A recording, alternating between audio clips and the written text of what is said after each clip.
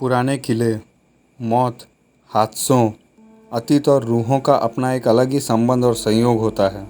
ऐसी कोई जगह जहाँ मौत का साया बनकर रूहें घूमती हो, उन जगहों पर इंसान अपने डर पर काबू नहीं कर पाता और एक अजीब दुनिया के सामने, जिसके बारे में उसे कोई अंदाज़ा नहीं होता है, अपने घुटने टेक देता है। दुनिया भर में ऐसे कई पुराने किले हैं जिनका अपना एक अलग ही काला अतीत है और वहाँ आज भी रूहों का वास है।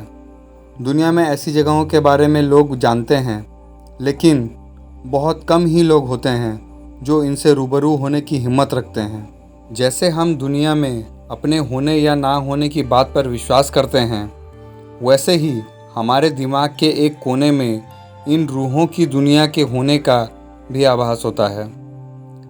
ये अलग बात है कि कई लोग दुनिया के सामने इससे मानने से इनकार करते हैं, लेकिन अपने तर्कों से आप सिर्फ अपने दिल को ही तसल्ली दे सकते हैं, दुनिया की हकीकत को बदल नहीं सकते। कुछ ऐसा ही एक किले के बारे में मैं आपको बताऊंगा, जो कि अपने सीने में एक शानदार बनावट के साथ साथ एक बेहतरीन अतीत भी छुपाए हुए है। अभी तक आपने इस सीरीज़ के लेखों में केवल विदेश के भयानक और डरावनी जगहों के बारे में पढ़ा है, लेकिन आज मैं आपको अपने ही देश यानी कि भारत के एक ऐसे डरावने किले के बारे में बताने जा रहा हूँ, जहाँ सूरज डूबते ही रूहों का कब्जा हो जाता है और शुरू हो जाता है मौत का तांडव।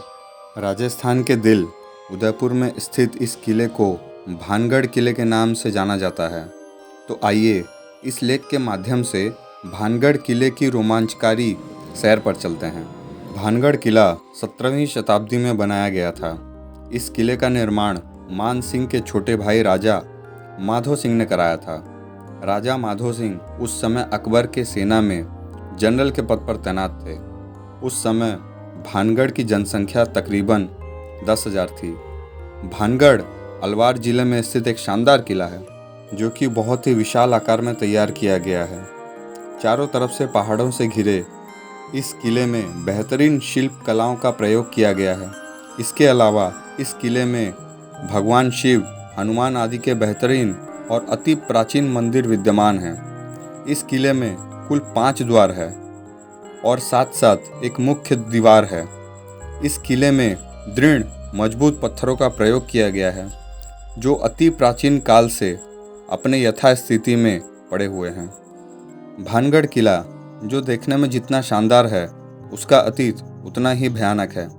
आपको बता दें कि भानगढ़ किले के बारे में प्रसिद्ध एक कहानी के अनुसार भानगढ़ की राजकुमारी रत्नावती, जो कि नाम के ही अनुरूप बेहद खूबसूरत थी, उस समय उनके रूप की चर्चा पूरे राज्य में थी और देश से कोने कोने से राजकुमार उनसे विवाह करने के लिए इच्छुक थे। उस समय उनकी उम्र महज 18 वर्ष की थी और उनका यौवन उनके रूप में और निखार ला चुका था। उस समय कई राज्यों से उनके लिए विवाह के प्रस्ताव आ रहे थे। उसी दौरान वो एक बार किले से अपनी सखियों के साथ बाजार में निकली। राजकुमारी रत्नावती एक इत्र की दुकान पर पहुंची और वो इत्रों को हाथों में लेकर उनकी खुशबू ले रही थी। उसी समय उस दुकान से कुछ ही दूरी पर एक सिंघिया नाम का व्यक्ति खड़ा था और उन्हें बहुत ही गौर से देख रहा था। सिंघिया उसी राज्य में रहता था और वो काले जादू का महारथी भी था।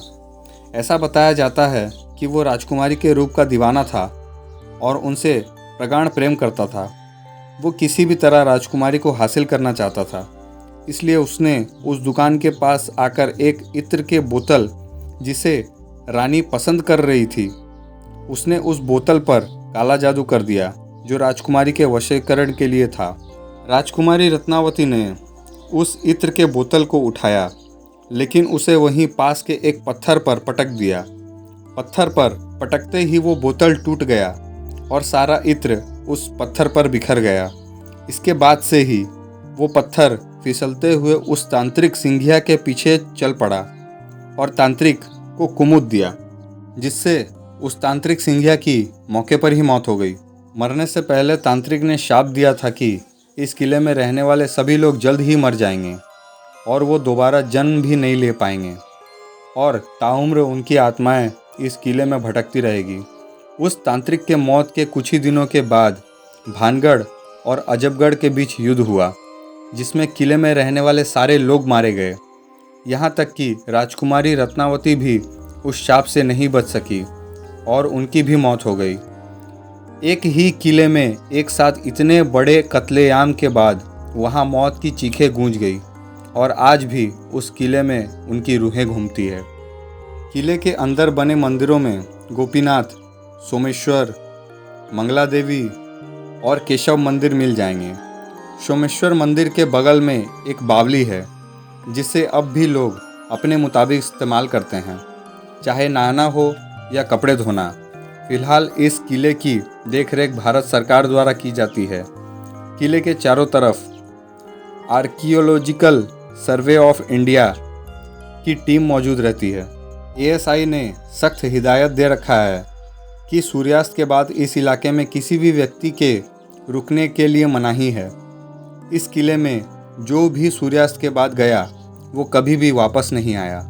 कई बार लोगों को रूहों ने परेशान किया और कुछ लोगों को अपने जान से हाथ धोना पड़ा। किले के आखिरी छोर पर दोहरे अहाते से घिरा 3 मंजिला महल है, लेकिन तीनों मंजिल लगभग पूरी तरह से ढेर हो चुकी है। इस किले में कत्लेआम किए गए लोगों की रूहें आज भी भटकती है। कई बार इस समस्या से रूबरू हुआ गया है। एक बार भारतीय सरकार ने अर्धसैनिक बलों की एक टुकड़ी यहाँ लाई थी ताकि इस बात की सच्चाई को जाना जा सके, लेकिन वो भी असफल रही। कई सैनिकों ने रूहों के इस इलाके में होने की पुष्टि की थी। इस किले में आज भी जब आप अकेले होंगे तो तलवारों की टनकार और लोगों की चीख को महसूस कर सकते हैं। इसके अलावा इस किले के भीतर कमरों में महिलाओं के रोने या चूड़ियों के खनकने की भी आवाज़ें साफ सुनाई दी जा सकती है।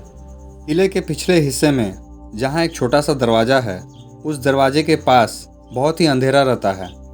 कई बार वहाँ किसी के बात करने या एक विशेष प्रकार के गंध को महसूस किया गया है। वहीं किले में शाम के वक्त बहुत ही सन्नाटा रहता है और अचानक ही किसी के चीखने की भयानक आवाज़ इस किले में गूंजती है। आमेर के राजा जयसिंह ने 1720 में भानगढ़ को जबरन अपने साम्राज्य में मिला लिया था। समूचे इलाके में पानी की कमी तो थी ही, लेकिन 1783 के अकाल में यह किला पूरी तरह उजड़ गया। भारतीय पुरातत्व सर्वेक्षण विभाग ने किले के अंदर मरम्मत का कुछ काम किया है। भारतीय पुरातत्व सर्वेक्षण विभाग ने सूरज ढलने के बाद और उसके उगने से पहले किले के अंदर घूमने पर पाबंदी लगा रखी है। दिन में भी इसके अंदर खामोशी पसरी रहती है, लेकिन निगरानी की व्यवस्था ठीक नहीं होने के कारण इसके बर्बाद होने का खतरा बढ़ रहा है। किले में भारतीय पुरातत्व सर्वेक्षण विभाग का कोई भी दफ्तर नहीं है। दिन में कोई चौकीदार भी नहीं होता। पूरा किला बाबाओं और तांत्रिकों के हवाले रहता है। कई सैलानियों का कहना है कि खंडरों के बीच से गुजरते हुए उन्हें अजीब सी बेचैनी महसूस होती है। किले के एक छोर पर केवड़े की झाड़ियाँ हैं। हवा जब तेज चलती है तो केवड़े की खुशबू चारों तरफ फैल जाती है और किले का रहस्य और भी गाढ़ा हो जाता है।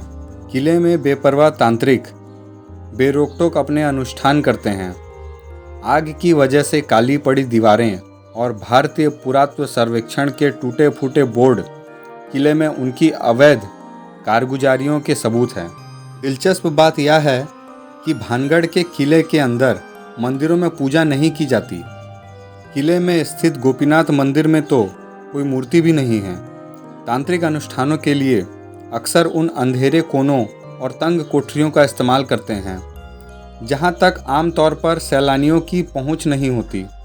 किले के बाहर पहाड़ पर बनी एक छतरी तांत्रिकों की साधना का प्रमुख अड्डा बताई जाती है। ऐसा लगता है कि इन जंजीरों का इस्तेमाल उन्मादग्रस्त लोगों को बांधने के लिए किया जाता है। ऐसे ही तमाम राजों रहस्यों को समेटे यह किला अपने सुंदर अतीत पर खंडर की शक्ल में रोता तांत्रिकों का अड्डा बन गया है। दोस्तों, अगर यह पोस्ट आपको पसंद आई तो चैनल को लाइक, शेयर, सब्सक्राइब ज़रूर करें।